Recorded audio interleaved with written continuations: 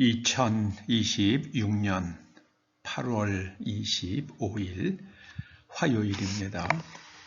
오늘 창세기 강해 95번째 꼭지는 창세기 24장입니다. 24장 그 가운데 문맥을 따라서 몇 절을 선택해서 함께 봉독하시겠습니다. 아브라함이 나이가 많아 늙었고 여호와께서 그에게 범사에 복을 주셨더라. 아브라함이 자기 집 모든 소유를 맡은 늙은 종에게 이르되 청하건대 내 허벅지 밑에 네 손을 넣으라. 내가 너에게 하늘의 하나님, 땅의 하나님이신 여호와를 가리켜 맹세하게 하노니 너는 내가 거주하는 이 지방 가나안 족속의 딸 중에서 내 아들을 위하여 아내를 택하지 말고 내 고향 내 족속에게로 가서 내 아들 이삭을 위하여 아내를 택하라. 하늘의 하나님 여호와께서 나를 내 아버지의 집과 내 고향 땅에서 떠나게 하시고 내게 말씀하시며 내게 맹세하여 이르시기를 이 땅을 내 씨에게 주리라 하셨으니 그가 그 사자를 너보다 앞서 보내실지라 네가 거기서 내 아들을 위하여 아내를 택할지니라. 한 소녀에게 이르기를 청하건대 너는 물동이를 기울여 나로 마시게 하라 하리니 그의 대답이 마시라. 내가 당신의 낙타에게도 마시게 하리라 하면 그는 주께서 주의 종 이삭을 위하여 정하신 자라. 이로 말미암아 주께서 내 주인에게 은혜 베푸심을 내가 알겠나이다. 리브가를 불러 그에게 이르되 네가 이 사람과 함께 가려느냐? 그가 대답하되 가겠나이다. 리브가가 일어나 여자 종들과 함께 낙타를 타고 그 사람을 따라가니 그 종이 리브가를 데리고 가니라. 아멘. 배우자 선택의 세 가지 기준 이런 제목으로 말씀을 상고해 보십니다. 세 가지 기준은 첫째, 신앙관, 둘째, 타인에 대한 배려심, 셋째, 용기입니다. 신앙과 타인에 대한 배려심과 용기, 이 세 가지를 보라 하십니다. 아브라함이 이제 나이가 점점 많아집니다. 사라는 이미 세상을 떠났습니다. 그래서 아브라함은 그 아들 이삭을 위해서 이제 배우자를 이제 택해야겠다, 며느리를 택해야겠다 이렇게 생각을 하는데요. 여기서 참 궁금한 것은 왜 이삭에게 너는 어떤 여자를 원하느냐 이런 걸 묻는 그런 장면은 나오지 않습니다. 아브라함이 자기 집에서 자기가 믿고 신뢰하는 늙은 종에게 이제 맹세를 시킵니다. 그 허벅지 밑에 네 손을 넣으라 하는 것은요, 그게 아마 그 당시의 사람들의 맹세하는 그런 하나의 관습이었던 것 같습니다. 그리고 무슨 명령을 하냐면은, 무슨 부탁을 하냐면은요, 가나안 족속의 딸 중에서 내 아들을 위하여 아내를 택하지 말고 내 고향 내 족속, 그러니까 하란 땅이죠. 내 고향 내 족속에게로 가서, 지금 이제 우리가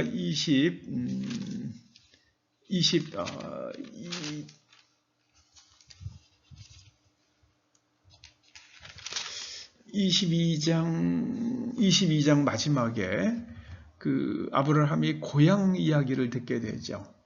22장 20절에 보면은요, 이 일 후에 어떤 사람이 아브라함에게 알리어 이르기를 밀가가 당신의 형제 나홀에게 자녀를 낳았다 하였더라. 이제 아브라함이 그 자기가 떠나온 그 고향, 그리고 이제 그 형제는 갈대아 우르에 살 때의 형제들이죠. 나홀. 하란은 죽었죠. 그리고 이제 나홀과 함께 아버지와 함께 갈대아 우르를 떠나서 하란에 들렸다가 하란에서 아브라함은 하나님의 음성을 듣고 이제 가나안 땅으로 내려왔잖아요. 근데 그 하란 땅, 그 메소포타미아 상부 지역에 나홀이 이제 자녀를 낳고 살고 있었던 겁니다. 근데 글로 보내서 거기서 내 며느리를 택하라, 그렇게 부탁을 합니다. 그런데 이제 종이 여러 낙타에 이제 아름다운 선물들을 싣고, 예물을 싣고 그 메소포타미아 상류 지방으로 갑니다.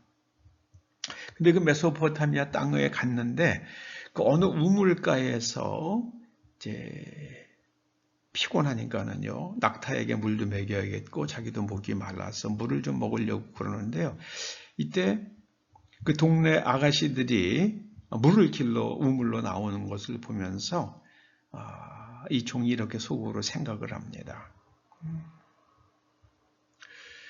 내가 한 소녀에게 물 좀 달라 이렇게 부탁을 했을 때 기꺼이 그 소녀가 물동이를 기울여서 나에게 먹게 하면, 그러니까 이제 물을 길었잖아요.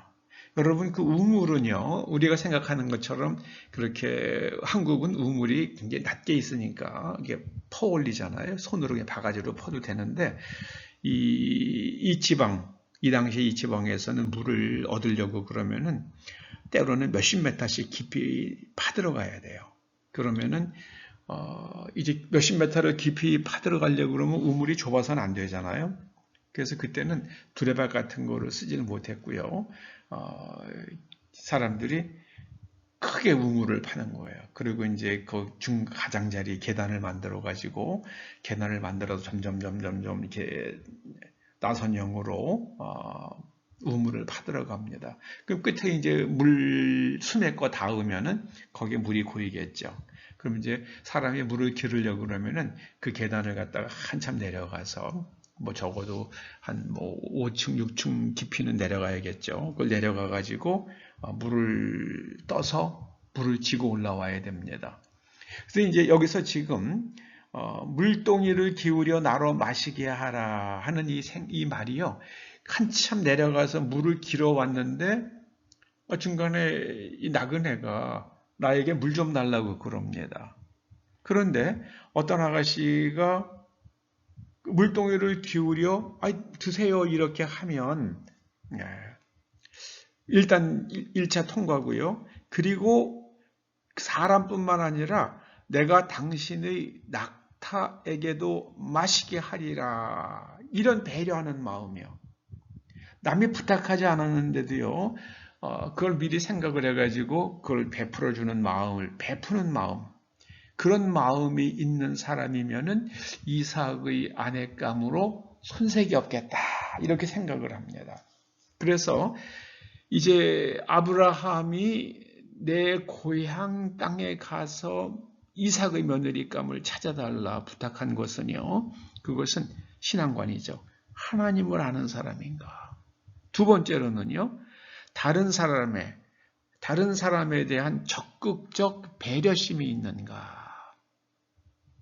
그리고 세 번째로는요, 내가 가자고 그럴 때 따라올 줄 아는 그런 용기가 있는가. 이 세 가지를 하나님께서 오늘 본문을 통해서 말씀하십니다.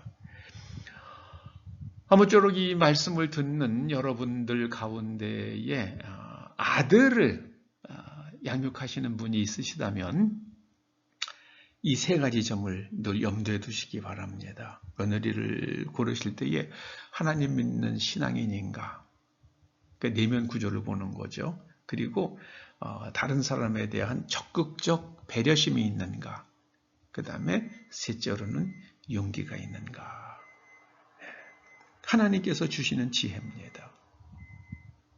하나님 신앙과 적극적 배려심과 용기. 오늘 하나님께서 우리에게 주시는 말씀입니다. 특별히 이 적극적 배려심이요. 이게 참 중요하죠. 저는 제가 어려서 제 할머님 이야기를 가끔 들었어요. 제 할머니께서 그때는 뭐 옛날에 얼마나 사람들이 가난했겠습니까? 그때 이제 거지들이 이제 동냥을 하러 오죠. 그러면은 할머니 그러셨대요. 저 거지들은 맨날 그 식은 밥 혹은 때로는 뭐 살짝 쉴까 말까 하는 그런 밥들 밖에는 먹을 수가 없잖아요. 따뜻한 밥을 누가 퍼주겠습니까? 그 불쌍한 사람들이라고 생각을 하셔서 시어머님의 눈치를 살피면서도요. 나중에 야단 맞을기도 하시면서 그 시골에서 불을 떼서 밥을 지어서 거지들에게 밥상을 차려주셨대요. 그러면 뭐 시어머니가 야단을 치셨겠죠. 저희 이제 증조할머니께서. 그러면은 거지들이 이제 증조할머니한테서 자기들 밥상을 차려준 이제 며느리가 야단 맞는 걸 보잖아요.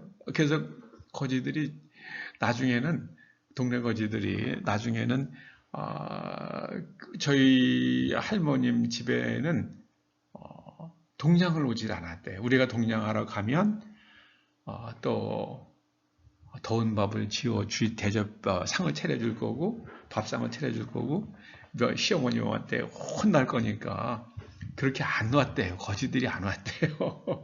그래서 제가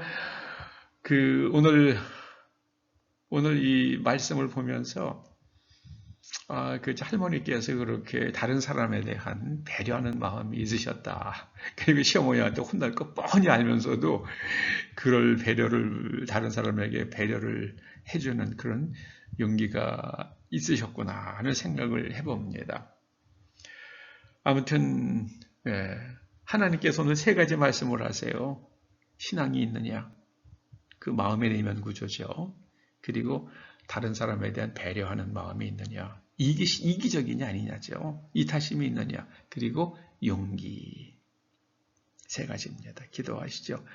아버지 하나님, 이 말씀을 듣는 하나님의 사람들이 며느리를 맞이할 때에 이 세 가지 관점을 가질 수 있도록 은혜 베풀어 주시옵소서. 우리의 또 젊은 딸들은 하나님께서 말씀하시는 바 이런 배려심과 용기가 있는 사람으로, 그런 여성으로 자라게 하여 주시옵소서. 예수님의 이름으로 기도드립니다. 아멘.